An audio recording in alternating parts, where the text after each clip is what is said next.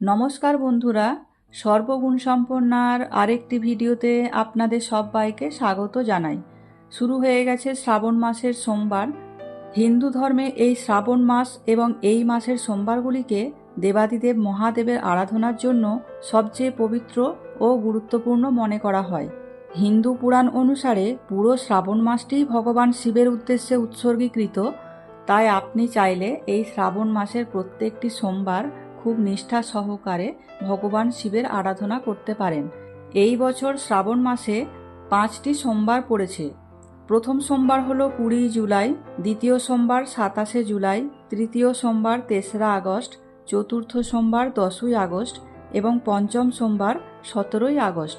আজকের ভিডিওতে আমি আপনাদের সঙ্গে শেয়ার করছি এই শ্রাবণ মাসের প্রথম সোমবারটি আমি কিভাবে পালন করলাম। ভিডিওটি ভালো লাগলে আপনারা অবশ্যই আমার চ্যানেলটিকে সাবস্ক্রাইব করে নেবেন। এই রকম ব্রত এবং আধ্যাত্মিকমূলক কোনো প্রশ্ন যদি আপনাদের থাকে তাহলে কমেন্ট সেকশনে আমাকে লিখে জানাবেন। আমি চেষ্টা করব অবশ্যই আপনাদের সেই প্রশ্নের সমাধান খুঁজে দিতে। প্রথমেই জেনে নেব শ্রাবণ মাসের এই সোমবারগুলি কেন এত গুরুত্বপূর্ণ। পৌরাণিক কাহিনী অনুসারে শ্রাবণ মাসেই দেবতা ও অসুরদের দ্বারা সমুদ্র মন্থন করা হয়েছিল এবং সেই মন্থন থেকে উঠে আসা মারাত্মক হলাহল বিষ থেকে বিশ্বকে রক্ষা করতে শিব তা নিজে পান করেছিলেন। বিষের তীব্র জ্বালা শান্ত করতে দেবতারা তাঁর মাথায় পবিত্র জল ও দুধ ঢেলেছিলেন। সেই ঘটনাকে স্মরণ করেই শ্রাবণের সোমবারে শিবলিঙ্গে জল ঢালার রীতি প্রচলিত।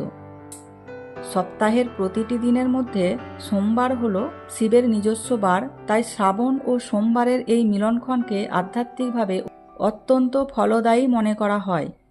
সতীত্যাগের পর দেবী পার্বতী রূপে জন্মগ্রহণ নিয়ে শিবকে স্বামী হিসেবে পাওয়ার জন্য পুরো শ্রাবণ মাস জুড়ে কঠোর তপস্যা করেছিলেন। মহাদেব তাঁর ভক্তিতে সন্তুষ্ট হয়ে শ্রাবণ মাসের এক সোমবারে দেবী পার্বতীকে পত্নী হিসেবে গ্রহণ করার বর দিয়েছিলেন। আরও মনে করা হয় জ্যোতিষশাস্ত্রে সোমবারের অধিপতি হলেন চন্দ্র। চন্দ্র মানুষের মন নিয়ন্ত্রণ করে। শ্রাবণের সোমবারে উপবাস রাখলে কুণ্ডলিতে চন্দ্রের অবস্থান শক্তিশালী হয় এবং মানসিক শান্তি ও স্পষ্টতা আসে। বিশ্বাস করা হয় শ্রাবণ সোমবারের ব্রত বা উপবাস রাখলে জীবনে সুখ সমৃদ্ধি আসে এবং সমস্ত বাধা দূর হয়ে যায়। অবিবাহিত নারীরা এই সোমবারে উপবাস রাখলে মহাদেবের মতো আদর্শ জীবনসঙ্গী পান বলে লোকবিশ্বাস রয়েছে।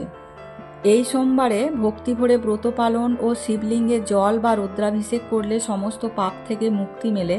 বিশ্বাস করা হয় সোমবারে মহাদেব খুব দ্রুত প্রসন্ন হন। ভক্তরা তাঁদের মনের ইচ্ছে পূরণের জন্য প্রার্থনা করেন। এবারে জেনে নেব এই সোমবারে মহাদেবের আরাধনার নিয়ম। শ্রাবণ মাসের সোমবারে দেবাদিদেব মহাদেবের আরাধনার জন্য সকালে স্নান সেরে পরিষ্কার বস্ত্র পরিধান করতে হবে। শিবলিঙ্গে গঙ্গাজল, কাঁচা দুধ, বেলপাতা, শ্বেতচন্দন, ধুতুরা ও আকন্দ ফুল অর্পণ করুন। ওম নমঃ শিবায় মন্ত্র জপ করতে হবে এবং সন্ধ্যায় ব্রতকথা পাঠ করে শিবের আরতি সম্পন্ন করতে হবে। অনেকে সূর্যোদয় থেকে সূর্যাস্ত পর্যন্ত নির্জলা উপবাস করেন। শারীরিক সক্ষমতা না থাকলে উপোস করে শুধুমাত্র ফল, দুধ, মিষ্টি বা নিরামিষ খাবার গ্রহণ করা যেতে পারে। স্নানের জলে সামান্য গঙ্গাজল মিশিয়ে পবিত্র হয়ে নিতে হবে। শিবলিঙ্গে প্রথমে জল, তারপর কাঁচা দুধ, দই, মধু ও ঘি দিয়ে অভিষেক করতে হবে। পুজোর সময় মনে মনে বা উচ্চৈঃস্বরে ওম নমঃ শিবায় মন্ত্রটি 108 বার জপ করতে হবে। এছাড়া শিব চালিসা বা মহামৃত্যুঞ্জয় মন্ত্রটি জপ করতে পারেন। প্রায় শিব মন্দিরে বা বাড়ির ঠাকুরঘরে প্রদীপ জ্বালিয়ে শিবের ব্রতকথা বা মাহাত্ম্য পাঠ বা শ্রবণ করুন। সবশেষে কর্পূর বা ঘিয়ের প্রদীপ দিয়ে শিবের আরতি করতে হবে এবং প্রসাদ বিতরণ করতে হবে।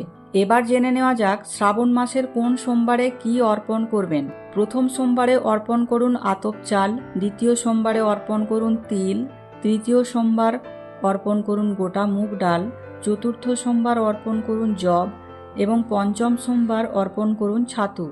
মহাদেবের কৃপায় আপনার জীবনে নেমে আসুক সুখ, শান্তি ও সমৃদ্ধি। এই প্রার্থনা নিয়েই আজকের ভিডিওটি আমি এখানে শেষ করলাম।